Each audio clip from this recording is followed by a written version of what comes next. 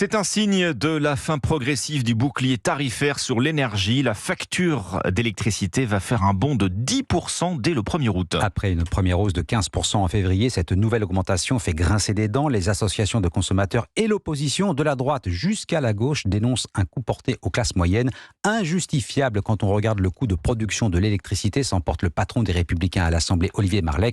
Le gouvernement, lui, se défend, Baptiste Morin. Sans le bouclier tarifaire, la hausse aurait été bien plus importante.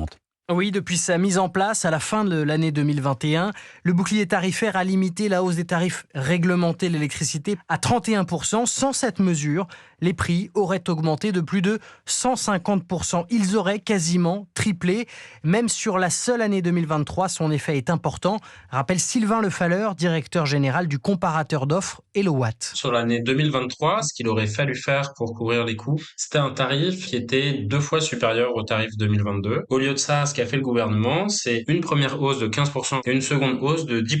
Donc ça fait quand même une hausse qui est moins importante que ce qu'il y a eu dans d'autres pays européens, ou moins importante que ce que ça aurait été sans le bouclier tarifaire. Et c'est vrai que les Français paient une facture 60% moins chère que les Belges ou que les Allemands, et même 2 fois moins chère que les Britanniques. Reste que ce bouclier tarifaire a été financé par la dette publique, donc par le contribuable. Entre 2021 et 2023, son coût est estimé à 110 milliards d'euros. Baptiste Morin, chef du service économie d'Europe 1, et la fin du bouclier tarifaire sur l'électricité est prévue pour début 2025.